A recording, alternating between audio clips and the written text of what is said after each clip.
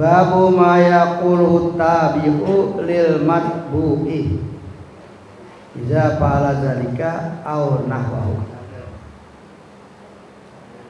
Bermulai di bab sesuatu yang mesti diucapkan oleh orang yang ikut. Kalau bahasa kita negor ya. Lil matbu'i kepada orang yang diikut. Iza fa'ala zalika aw nahwahu. Apabila matbu, domir matbu, apabila memperbuat matbu ya, akan sesuatu yang kurang sreg, kurang apa? Jadi ada yang kita ikut tapi perbuatannya sama kita kurang apa? Sreg. Jadi kita kudu negor. Udah supaya kita tahu tujuan dia berbuat seperti itu apa, nanti dijelasin sama dia. Kalau kita kagak nanya sampai tidur kita pikirin tadi gimana sih itu ya, bener. Jadi sebaiknya diapain? Tanya, ditegur. Nah ini boleh. I'lam ketahui alaimu annahu yustahabu litabi'in. Ketahui bahwasanya disunatkan bagi orang yang mengikut.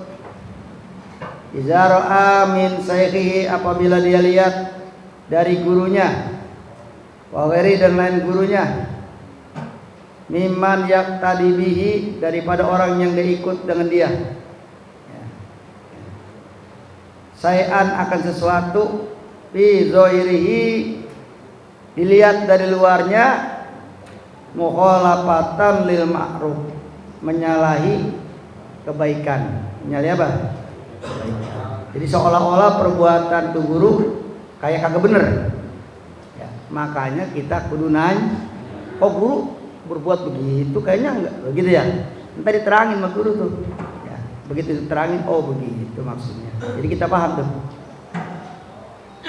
Nih, disunatkan naibul fa'ilnya nih, naibul fa'ilnya yustahabu ayyas alahu anhu, disunatkan dia menanya kepada gurunya tentang perbuatan gurunya yang kurang sreg sama dirinya, tapi dengan niat minta petunjuk, minta betul, bukan protes, bukan apa? Bukan protes, tapi biniyatil istishadi, dengan niat minta petunjuk ya, supaya dijelasin sama gurunya ya. Ditafsir, fa in kana qad falahu nasiyan tadarakahu.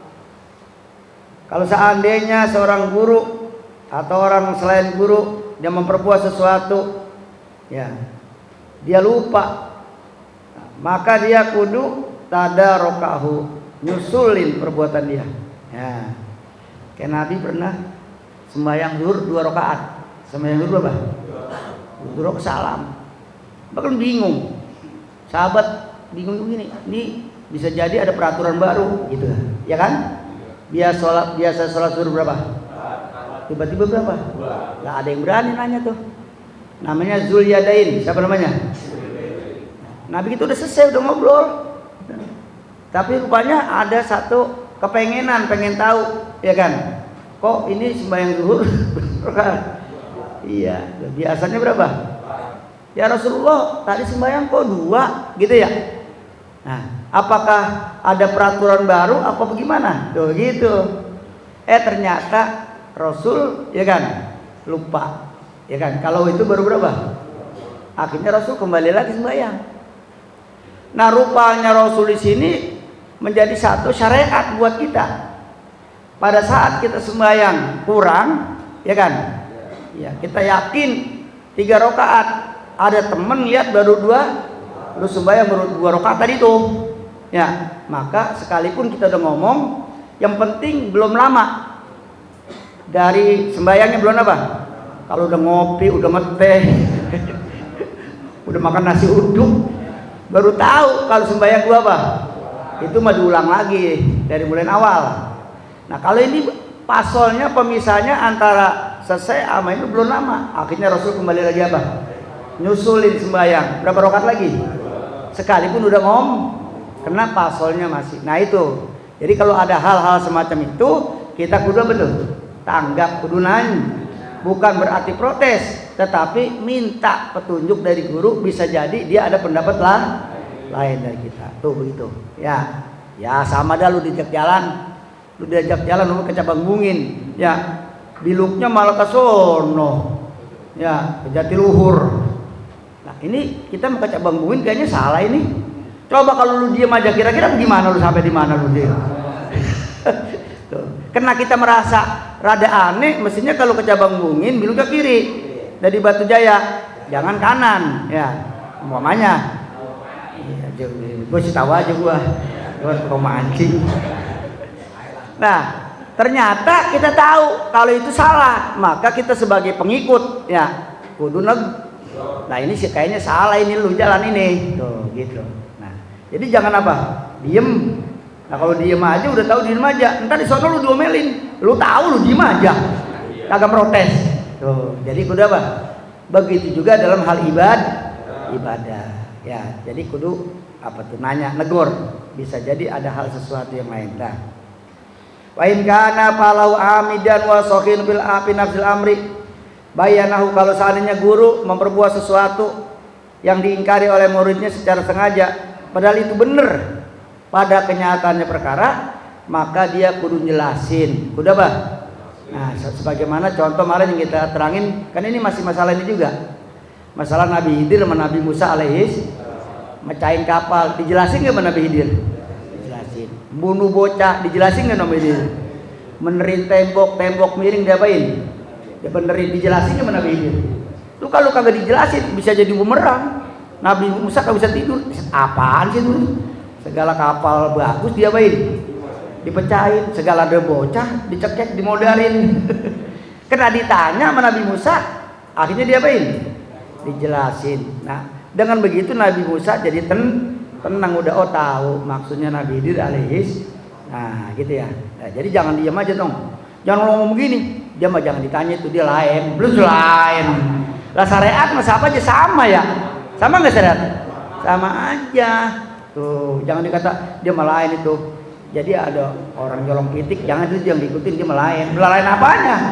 Emang salah. Ada guru umpamanya, ya nggak ngambil barang orang. Dia apa itu kudunya? Ditegur. Kalau umpamanya ntar tujuannya dia baik, diterangin sama kita ya. Kalau umpamanya dia khilaf, dia salah, tentunya ditobat. Kayak tadi tuh ya. Nah, jadi kudu ditegur. Jadi disunahkan tuh bagi kita untuk menegur orang yang berbuat yang sekira-kira secara syariat salah, gitu ya. Nah, ini ada ntar. Faqad ruwaina fi Sahih Bukhari wa Muslimin. Tuh. Sungguh kami meriwayat di dalam Sahih Bukhari, Sahih Muslim. An Usamata, daripada Usama ibni Zaidin, anak laki-lakinya Zaid radhiyallahu anhu. Qala, berkata Usama, dapa'a Rasulullah min Arafatin, ya, bertolak Rasulullah dari Arafah, ya. Hatta idza kana bi Sa'bi, hingga apabila ada Rasul di satu tempat yang namanya Sa'bi, ya. Nazala, turun Nabi di tempat tersebut. Nabi apa? Turun, ya. Pabala, kemudian Nabi buang air kecil, ya. Buang air kecil, ya.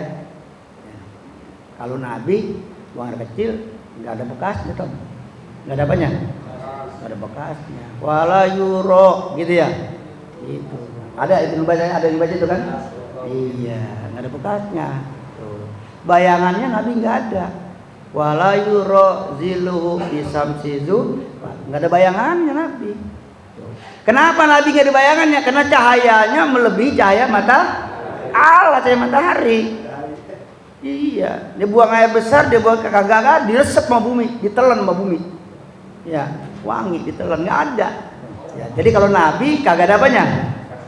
Nggak ada bekasnya. Tuh begitu istimewanya. Nggak pernah angop. Nabi kita nggak pernah apa? Nggak pernah angop. Kan angop mainan setan. Nih lu kalau ngaji angop mulu, tuh lagi dikitik-kitikin lu. Sama setan. Bener. Kalau angop tekep matahan kiri, nih dengerin nih. Tekep, lu jangan antapin aja. Habis makan jengkol mau pete, antap tekep pakai tangan kiri. Ya. Atasawuf minta lau bisyaitan. Anggap apa? Mainan set. Nah, kalau bubangkis sehat. Bubangkis apa? Ya, al-atos minallah. Ya, makanya kalau bubangkis bacanya apa? Alhamdulillah. Yang denger yarhamu kumullah. Kita dengar lagi yahdi kumullah. Karena itu orang bebangkis menolak virus yang masuk, menolak penyakit. Iya, gitu ya. Jadi kalau bangkis alhamdulillah. Nah, setelah selesai buang air kecil, Nabi kita sumatawa doa wudu. Kata Usama, emang udah maghrib? Emang udah apa tuh? Udah maghrib. Maghrib kan waktu dikit. Ya, kata Usama begini, as-sholah ya Rasulullah. Tuh ditegur Nabi sama siapa? Mau Usama. Nabi sholat. Bahasanya begini, Nabi sholat maghrib udah apa? Udah mau habis apanya? Waktunya. Tuh boleh ditegur. Diterangi sama Nabi. Iya, habis ini kita apa? Sholat. Tuh habis itu kita sholat. Nih lihat. Ya. Terus kata Nabi, faqala Rasulullah sallallahu alaihi as-sholatu amamaka. Ya udah habis ini kita apa? Kita sholat, gitu ya. Jadi tegur. Tuh, ya. Begitu juga kalau kita naik mobil pribadi lagi ya. Nah, maksud sholat udah datang. Ya, sedangkan asar udah, zuhur udah mau habis. Ya, nanya tuh sama supir sama yang bosnya di depan supir. Ini kita sholat di mana nih?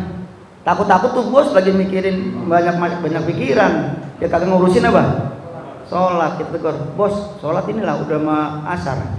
Boleh nggak begitu tuh? Boleh. Malah bos ngomong, alhamdulillah, gue lakuin. Lu ingetin. Begitu jangan marah. Ntar lu gampang, Jangan. Jadi kalau tegur masalah kebaikan kudu nur. Sekalipun jadi apa? Jadi bos. Jadi bos aja kudu nurut, apalagi jadi anak buah. Dah, begitu caranya ya. Ya. Qultu, aku kata Imam Nawawi. Ini Imam Nawawi. Kenapa Usama berkata begitu?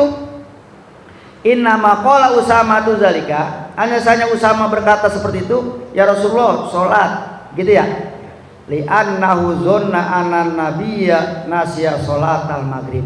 Kena Usama nyangka Nabi lupa sholat apa? Makanya diapain? Ditegur. Ternyata Nabi kagak apa? Kagak lupa. Ya, di sini kita sholat. Berarti kagak lupa Nabi. Artinya Nabi udah rencana ntar sampai di kampung Sa'di baru kita apa? Sholat maghrib. Jadi terangin sama gurunya. Jadi murid juga kagak apa? Nah, kagak bingung gitu ya. Dah. Wa kana qad dakhala waqtuha qaruba khurujuhu tuh. Pada saat itu maghrib udah masuk apanya? Waktunya. Qaruba khurujuhu. Bahkan dikit lagi mau keluar waktu. Makanya Usama negor kepada Nabi kita Muhammad sallallahu alaihi wasallam di jam kita salat. Ya. Ada lagi riwayat hadis warwaina fi sahihima. Kami riwayat sahih Bukhari Muslim. Qaula Sa'd ibni Abi Waqqas. Ucapan Sa'ad bin Abi Waqqas. Ya Rasulullah, malaka an fulanin. Wallahi inni la arahu mu'minan. Ya Rasul, apa bagi kamu kepada si fulan? Demi Allah, saya melihat fulan ini adalah orang beriman. Nah, bisa jadi pada saat itu seseorang tersebut disangka orang apa? Orang kafir. Ternyata dia orang apa? Beriman. Akhirnya kagak jadi dia baik. Nah, nggak jadi dihukum dah bahasanya. Karena dia orang benar tuh gitu. Ya. Nah. Jadi kita kalau ada orang lihat ada orang soleh, orang bener dituduh jadi maling, kita tahu cepet tuh ngomong, ini orang bener, nggak mungkin jadi apa? Maling tuh. Bisa jadi kesalahan, salah paham tuh, gitu. Harus cepet-cepet dibela. Nah ini dia langsung dibela oleh yang namanya Sa'id bin Abi Waqqas.